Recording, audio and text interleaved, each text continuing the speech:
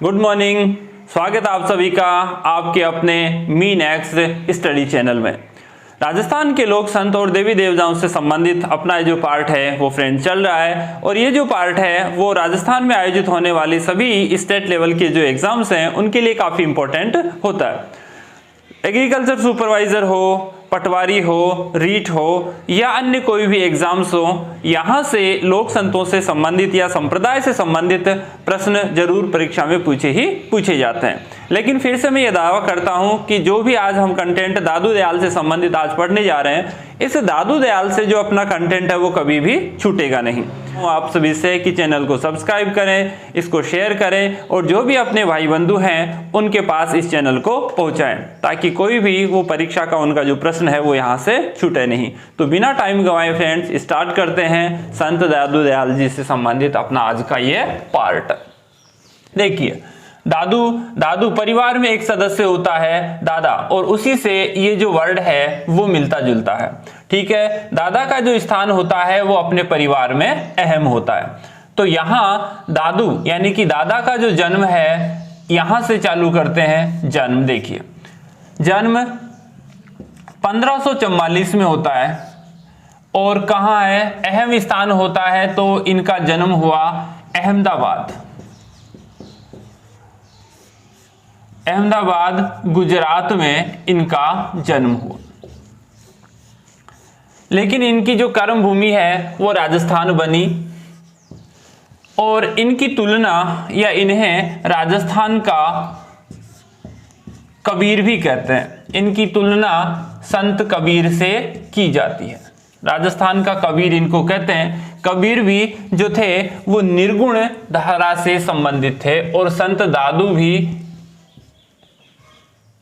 निर्गुण धारा से संबंधित हैं।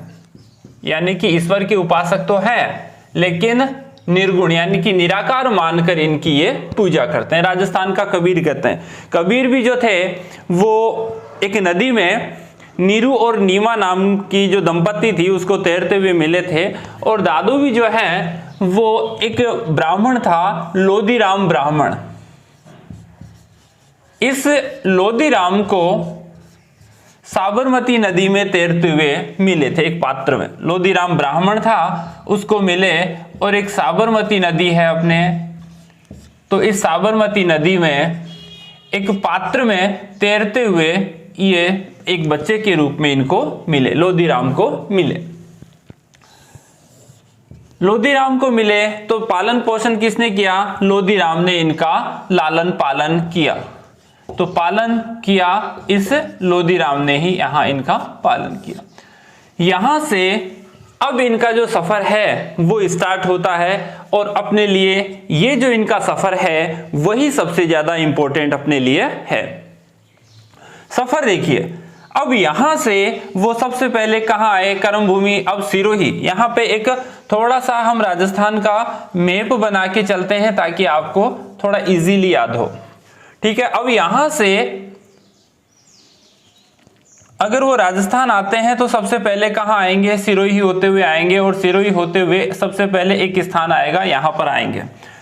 तो ये दादू जी जो हैं वो सिरोही होते हुए, सिरोही से यहां इन्होंने प्रवेश किया और सिरोही से प्रवेश करने के बाद में ये एक स्थान पे आए और उसका नाम है, पहले नाम था उस समय करडाला और आजकल उसका नाम है कल्याणपुर। ये कल्याणपुर अपने काम की है और ये पड़ता है अपने जयपुर में।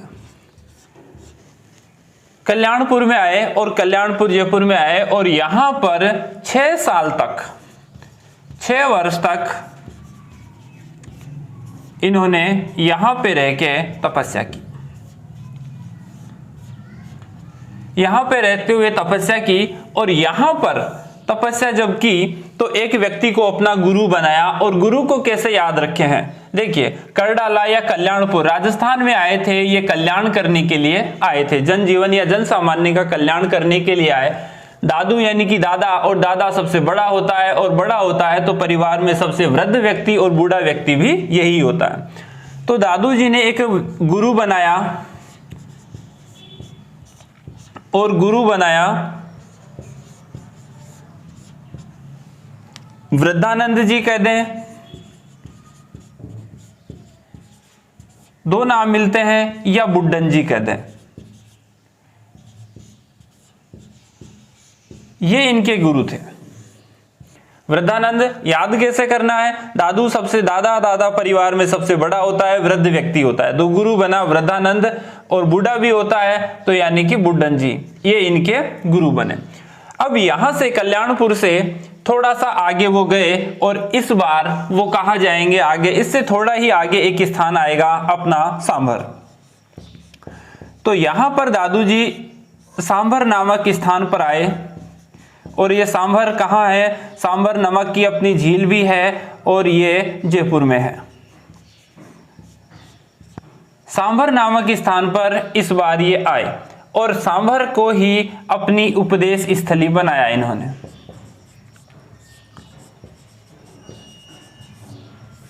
उपदेश स्थली यहां बनाया और उपदेश भी इन्होंने दिए, कौन सी भाषा में दिए, अब ढूंढाड़ी क्षेत्र है, जयपुर को ढूंढाड़ भी कहते हैं, तो इसलिए उपदेश जो दिए वो ढूंढाड़ी भाषा में दिए,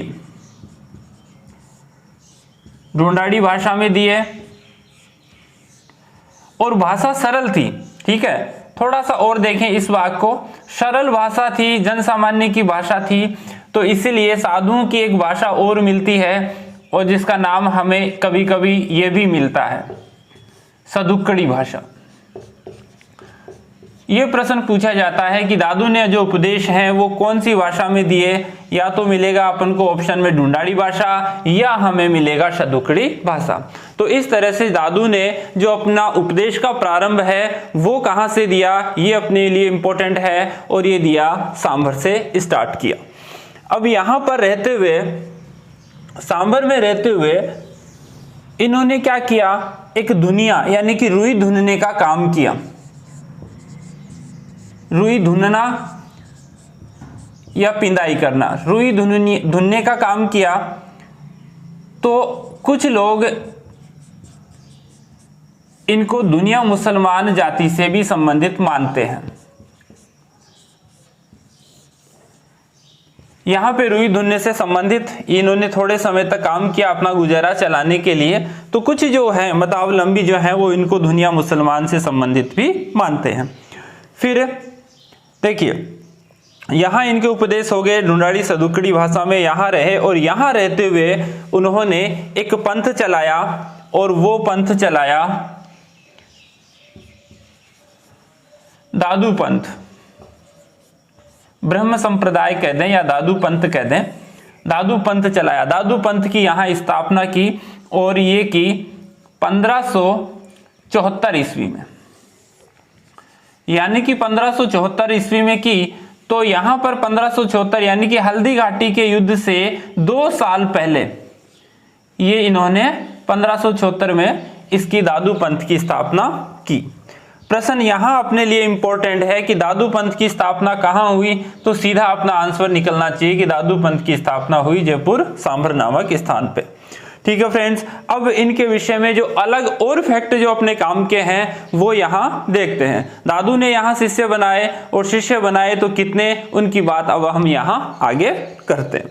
अब दादू के बारे में आगे जो अपने फैक्ट आते हैं, इंपॉर्टेंट फैक्ट आते हैं, अपने एग्जाम के लायक जो आते हैं, उनकी बात हम फिर से करते हैं। आगे चलते हैं। अब यहाँ कहाँ थे इतनी देर, हम थे इतनी देर सांभर में। ठीक है, जहां नमक की झील है यहां सांभर में थे। अब यहां सांभर में इनका थोड़ा सा विरोध होने लग गया। तो जब विरोध सांभर में हुआ तो ये सांभर से थोड़ा आगे निकल गए। ठीक है, सांभर से आगे निकले तो वर्ष 1575 ईस्वी में ये सांभर को छोड़ दिया इन्होंने। सांभर इन्होंने छोड़ दिया, विरोध बढ़ा तो सांभर को इन्होंने छोड़ दिया, सांभर छोड़ा, और सांभर से छोड़ के थोड़ा आगे चले गए, और इस बार कहां आए, आमेर में आ गए। आमेर में इस बार आए, और यहां पर आए तो वो अपने 25 शिष्यों को साथ यहां पर ले आए। यहां तक इनके आते आते 25 शिष्यों के साथ कहां आ गए, आमेर स्थान पर आ गए। अब आमेर में जब ये आए तो आमेर में यहां पर एक दादू द्वारा बनाया। तो प्रश्न ये पूछा जाए कि दादू द्वारा कहाँ स्थित है, तो दादू द्वारा कहाँ स्थित है, तो आपका आंसर आना चाहिए कि दादू द्वारा जो है वो आमेर में स्थित है। आगे देखते हैं इनके बारे में क्या हुआ। 1585 ईस्वी में इनके एक समकालीन आमेर का शासक था और शासक था आमेर का शासक मानसिंह था।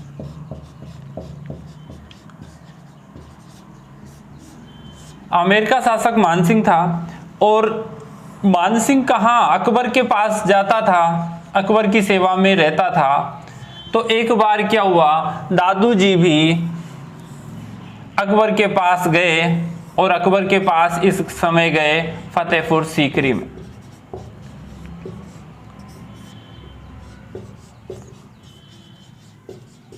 फतेहपुर सीकरी में गए और यहां पर एक धार्मिक सत्संग हुआ था। तो इस धार्मिक सत्संग में ये गए और 40 दिन तक वहां रहे। तो ये पूछा जाता है कि अकबर और दादू की मुलाकात कहाँ हुई। दादू और अकबर की मुलाकात हुई फतेहपुर सीकरी में। अकबर था, फतेहपुर सीकरी में अकबर से मुलाकात हुई, धार्मिक सत्संग था, 40 दिन तक यहाँ वो रहे। तो आप इस वर्ष को कि अकबर और दादू की मुलाकात किस वर्ष हुई, तो 1585 में, और कहाँ हुई, तो फतेहपुर सीकरी में इनकी मुलाकात हुई। इस विषय में आगे देखिए। अब वर्ष 1602 में फिर यहां से आए, यानी कि आमेर से फिर कहां आ गए, आमेर से आ गए 1602 ईस्वी में नारायणा गांव में आ गए। नारायणा गांव आए और नारायणा गांव है फुलेरा के पास, जयपुर में है। आजकल नरेना भी इनका नाम मिलता है, नरेना, जो एक रेलवे स्टेशन भी है। 1602 ईस्वी में नारायणा गांव आए फुलेरा में और यहां पर अपनी पीठ स्थापित की। तो नरेना में या नारायणा गांव में दादू संप्रदाय की प्रमुख पीठ स्थित है। दादू संप्रदाय की प्रमुख पीठ।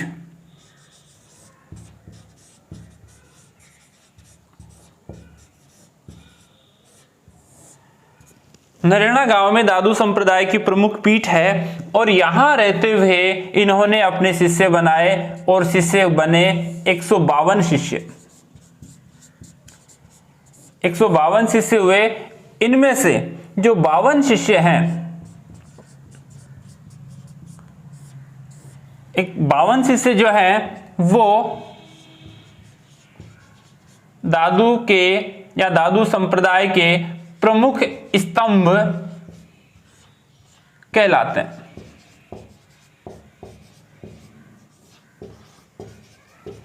प्रमुख स्तंभ कहलाते हैं। ये 52 जो शिष्य हैं, ये 52 शिष्य प्रमुख स्तंभ कहलाते हैं, क्योंकि यह ध्यान रखिए, ये 100 जो शिष्य हैं वो तो एक स्थान पे रहे, एक ही स्थान पे रहे, और जो 52 शिष्य हैं वो घूमते रहे और इस दादू संप्रदाय का प्रचार करते रहे। जहां भी वे जाते तो संबोधन क्या था इनका, सतराम। यानी कि जब वो संबोधन करते थे एक दूसरे को तो उनका संबोधन वाक्य क्या होता था, सतराम। तो इस तरह से इनका संबोधन वाक्य क्या बना सतराम। अब दादू संप्रदाय से आगे चलते हैं और दादू संप्रदाय के बाद अब इनका जो निर्वाण स्थल है उसकी बात अब कर लेते हैं। यहां वर्ष 1603 में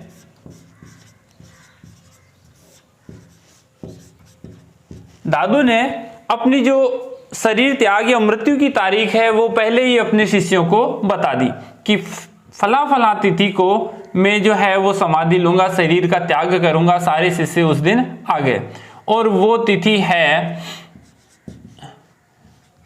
ज्येष्ठ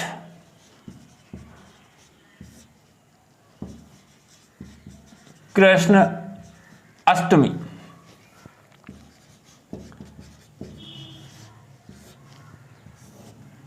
ज्येष्ठ कृष्ण अष्टमी।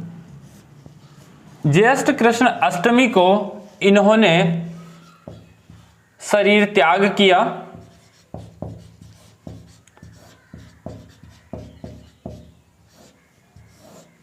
और शरीर त्याग कहाँ किया, ये अपने लिए काम की चीज है।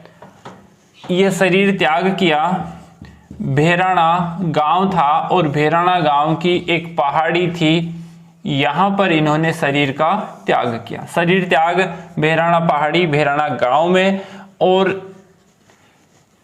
इनका जो पार्थिव शरीर है वो एक गुफा में रखा, एक गुफा में रखा और उस गुफा को आजकल जाना जाता है दादू खोड़ के नाम से। भेराणा पहाड़ी में एक गुफा में रखा और ये जो पवित्र स्थान है वो आजकल दादू खोल के नाम से जाना जाता है। अब दादू से संबंधित जो स्थान है वो पंच तीर्थ के नाम से जाने जाते हैं। कौन कौन से वो स्थान हैं जो पंच तीर्थ के नाम से जाने जाते हैं? दादू संप्रदाय के पंच तीर्थ या दादू के पंच तीर्थ। देखिए, पंच तीर्थ को वैसे ही क्रम से याद करते हैं। किस तरह से?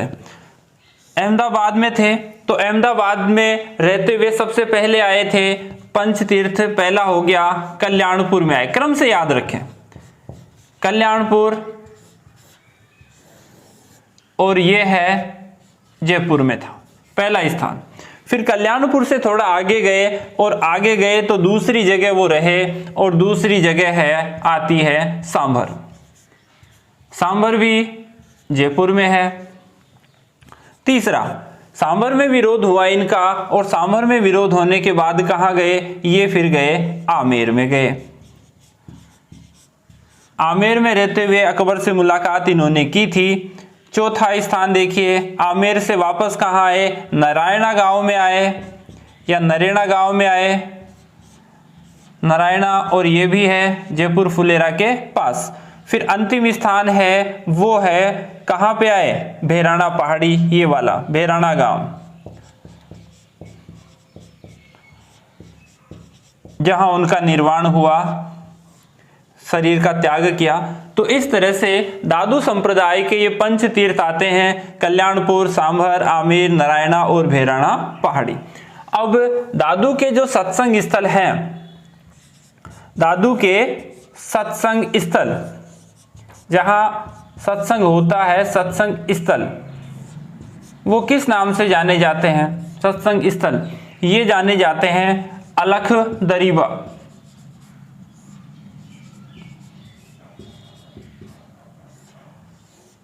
अलख दरीबा के नाम से जाने जाते हैं। दादू के सत्संग स्थल अलख दरीबा के नाम से जाने जाते हैं और इसी नाम से एक इनका ग्रंथ भी है, उसकी भी बात हम यहां कर लेते हैं। अलख स्तुति प्रकाश एक ग्रंथ है इनका, इनके दादू संप्रदाय से संबंधित एक ग्रंथ है, वो भी इसी से मिलता जुलता है। नाम है अलख स्तुति प्रकाश। इस अलख स्तुति प्रकाश में दादू के उपदेश हैं।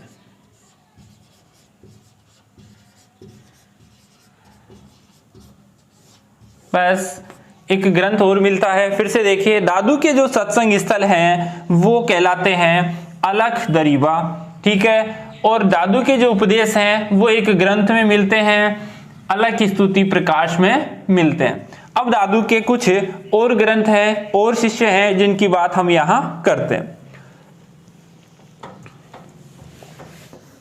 दादू के 3 ग्रंथ हमें मिलते हैं। दादू के स्वलिखित 3 ग्रंथ हैं। नाम से देखिए, पहला हरडे वाणी, दूसरा साखी, और तीसरा इनका स्वलिखित ग्रंथ है हरडेवाणी हो गया, साखी हो गया, और एक और मिलता है अंगवधु।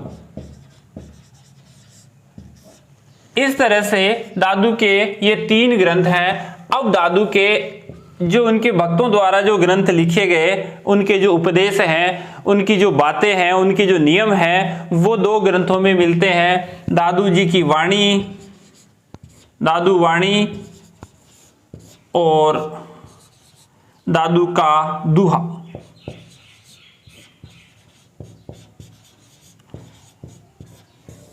इन 2 ग्रंथों में भी इनके द्वारा जो बनाए नियम हैं और या उपदेश हैं वो इनके इन ग्रंथों में मिलते हैं। दादू वाणी, दादू का दूहा, और ये किस भाषा में है? ये ढूंढाड़ी भाषा में है। ये प्रश्न परीक्षा के अपने काम का है, ढूंढाड़ी।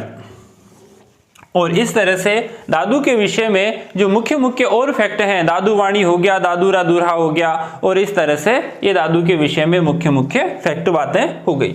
अब जब दादू का निर्वाण हुआ, यानी कि दादू के शरीर त्याग के बाद या दादू की मृत्यु के बाद,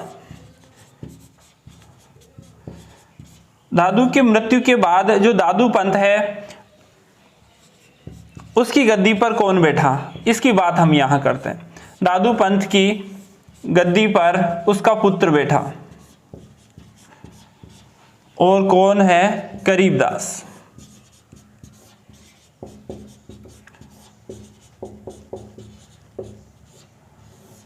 गरीबदास दादू पंथ की गद्दी पर बैठा।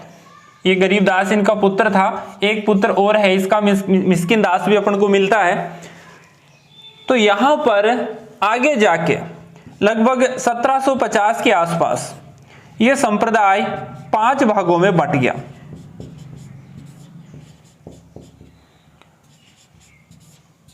5 शाखाओं में आगे जाके बंट गया, 5 शाखाओं में बंटा। अब पहली शाखा देखते हैं। पहली शाखा इसी की है, खालसा। जो मूल शाखा रही खालसा, वो गरीबदास के पास रही। तो ये जो मूल शाखा है खालसा, ये गरीबदास की रही।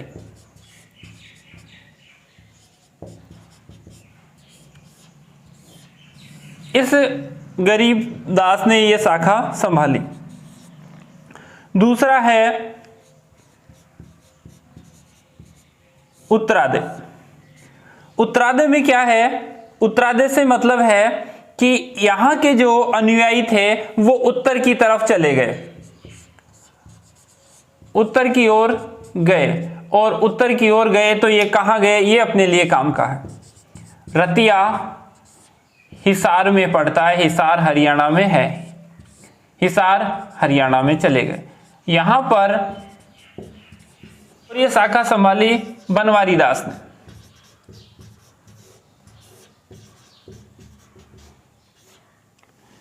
उसके बाद तीसरी ये शाखा देखिए, खालसा हो गई, उत्तरादय हो गई, विरक्त।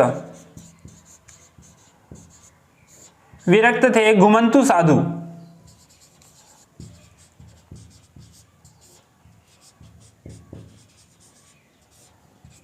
तीन शाखाएं हो गई, खालसा, उत्तरादय, विरक्त, 3 हो गई। उसके बाद 2 बची, खाकी और नागा। खाकी जो शाखा है, यहां ले लेते हैं चौथी शाखा को। खाकी या की खाकी, ये शरीर पर भस्म लगाते हैं। 5वीं अपनी शाखा काम की है, कौन सी है? 5वीं है शाखा अपने काम की है, और वो है नागा।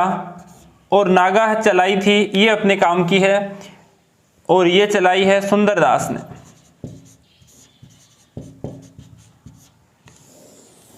इस तरह से 5 शाखाएं इन्होंने चलाई हैं। और ये पांचवी शाखा ये अपने लिए विशेष तौर से काम की है। क्यों?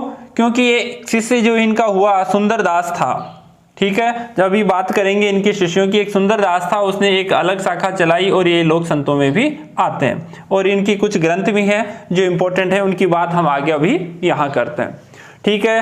5 शाखाएं उनकी हो गई, खालसा हो गया, विरक्त हो गया, उत्तरादय हो गया, खाकी हो गया और नागा हो गया। तो इनमें से खालसा जो है वो उनके पुत्र गरीबदास के पास रहा।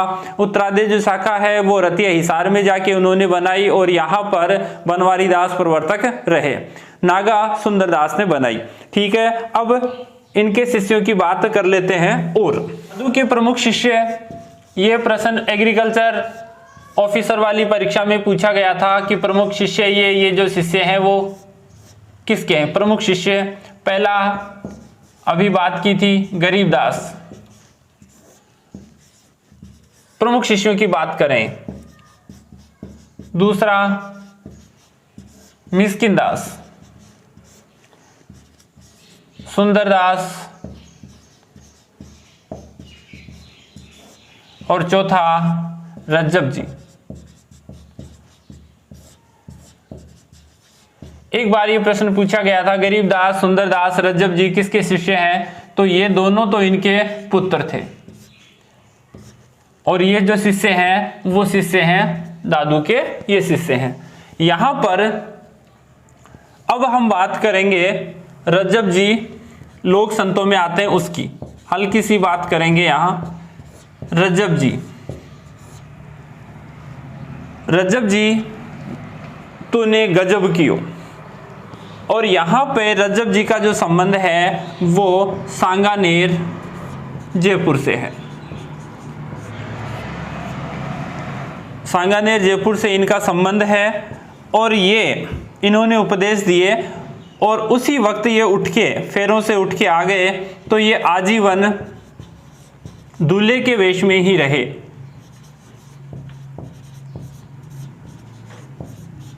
आजीवन दूल्हे के वेश में रहे। रज्जब तूने गजब कियो, आजीवन दूल्हे के वेश में रहे और इनका संबंध सांगानेर जयपुर में थे और इनका देहांत भी यही हुआ और ये पठान जाति से थे।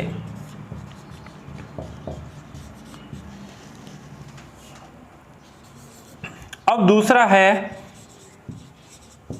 जो इनका एक शिष्य है वो सुंदरदास, इनकी बात हम यहां करते हैं। देखिए लोक संतों में सुंदरदास का महत्वपूर्ण स्थान है और ये जो है वो दोसा खंडेलवाल परिवार यानी कि संबंध इनका है दोसा से, और ये खंडेलवाल परिवार में खंडेलवाल बनिया खंडेलवाल वैश्य परिवार में जन्मे, खंडेलवाल वैश्य परिवार में जन्मे। कर्मस्थली इनकी दोसा। सुंदरदास, अब देखिए अभी हमने बात की थी कि इन्होंने एक पंथ चलाया और उस पंथ का नाम क्या था, नागा पंथ। नागा पंथ चलाया, ठीक है। तो याद किस तरह से रखें कि जब छोटा बच्चा जो होता है वो नग्न अवस्था में रखता है, नग्न अवस्था में रहता है, और जब नग्न अवस्था में रहता है तो हमें बहुत सुंदर लगता है। तो इस तरह से याद करें कि नागा जो पंथ है वो किसने चलाया, नागा जो है वो सुंदर होते हैं, ठीक है। तो याद हमेशा रहेगा कि जो नागा होएगा वो हमको सुंदर लगेगा। तो इस तरह से याद रखें कि सुंदरदास ने नागा पंथ चलाया। अब सुंदरदास की जो कुछ ग्रंथ हैं वो अपने लिए सबसे महत्वपूर्ण है और यहां से प्रश्न 2-3 बार परीक्षा में पूछा गया। एग्रीकल्चर सुपरवाइजर परीक्षा 2017 में यह प्रश्न पूछा गया था। सुंदरदास के प्रमुख ग्रंथ,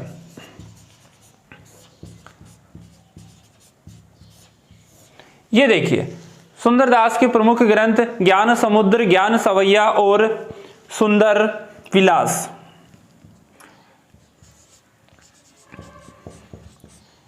ज्ञान समुद्र,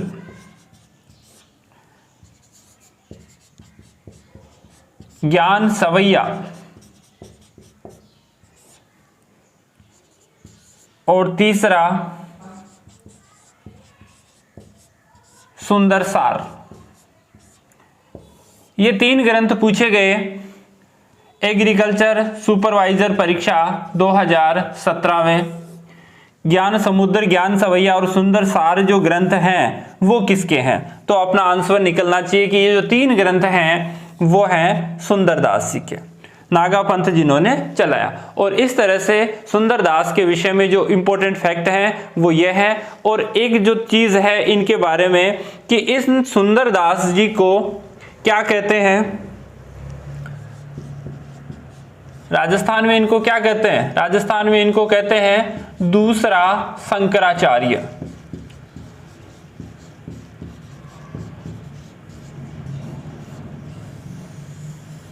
बस, और इनकी जो प्रमुख पीठ है सुंदरदास जी की, ये भी अपने काम की है। प्रमुख पीठ कहाँ है? दौसा में है। और प्रमुख पीठ दौसा में है गोटेलाव।